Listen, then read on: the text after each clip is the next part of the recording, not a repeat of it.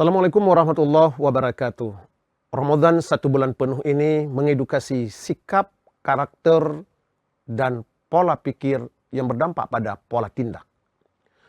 Apa yang dilakukan di dalam bulan suci Ramadan? Kita mengendali diri mulai dari pandangan, pendengaran, ucapan, dan desahan hati.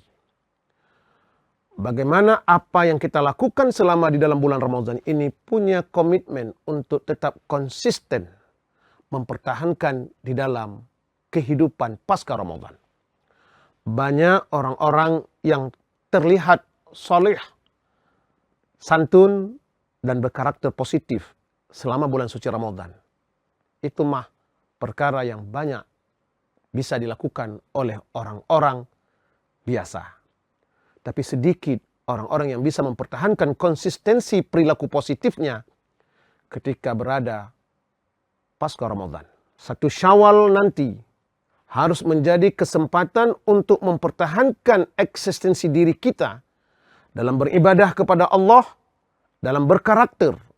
Mulai dari penglihatan, pendengaran, ucapan, dan hati kita tetap terjaga sebagaimana kita menjaga dan merawatnya di dalam bulan suci Ramadan.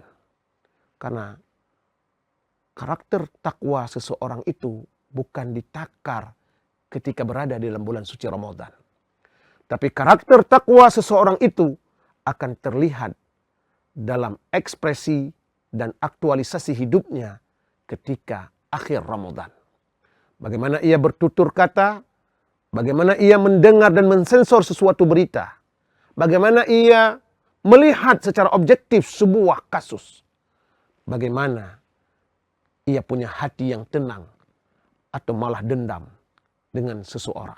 Akan dinilai oleh banyak orang takwa berhasil atau tidak dalam ibadah Ramadannya akan terlihat nanti di saat 1 Syawal 1447 Hijriah.